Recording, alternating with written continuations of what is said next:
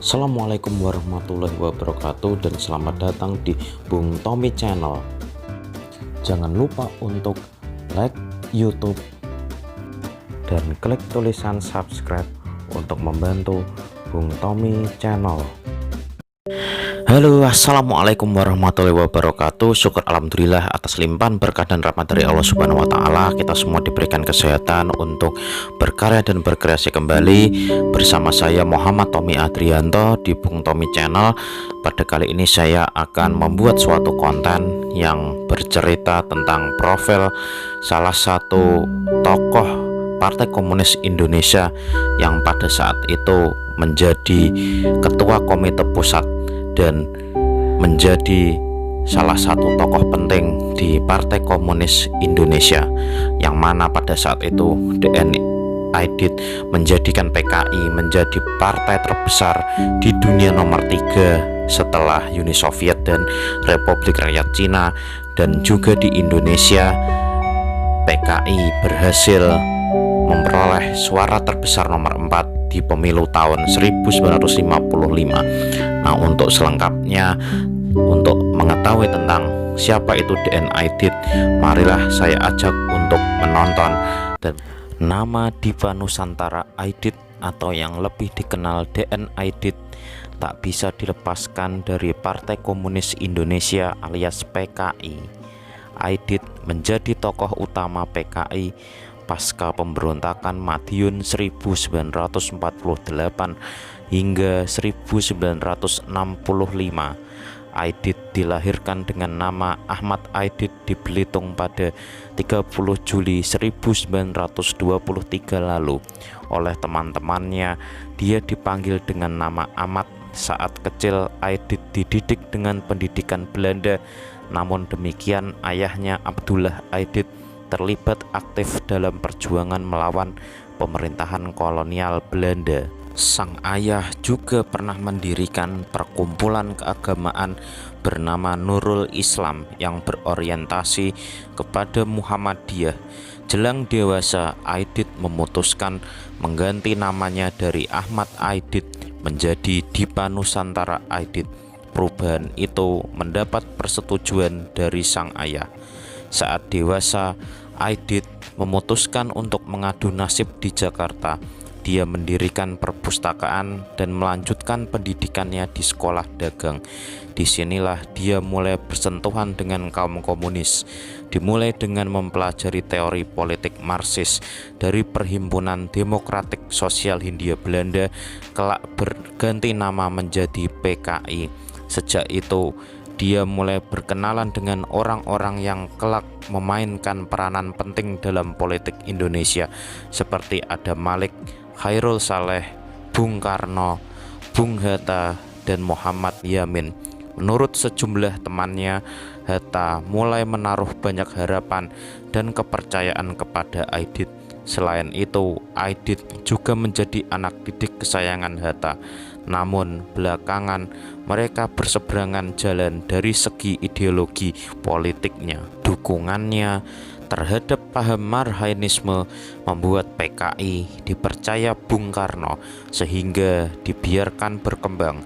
Sebagai balasannya, Aidit diangkat menjadi sekjen PKI dan terakhir menjadi ketua komite pusat.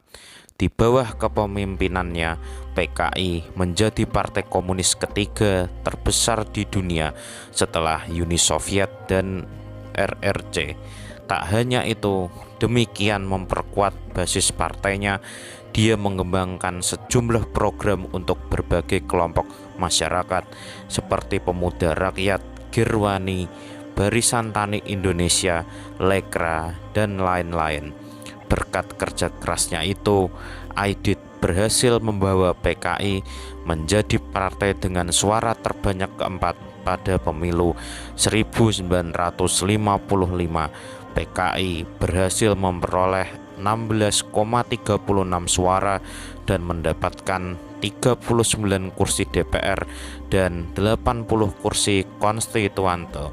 Sejak menjadi salah satu partai politik terbesar di Indonesia, PKI mulai berani mempengaruhi Soekarno dalam setiap kebijakannya. Salah satunya meminta Bung Karno untuk memberangus Partai Masyumi, dan yang paling termasyhur menuduh para jenderal TNI Angkatan Darat merencanakan upaya kudeta dengan membentuk Dewan Jenderal. Tentunya Dewan Jenderal itu adalah rekaan. Baik Jenderal Ahmad Yani dan rekan-rekannya tak pernah mendirikan organisasi itu.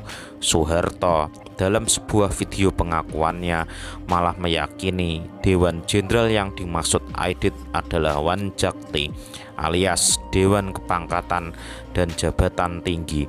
Puncaknya terjadi pada 30 September 1965.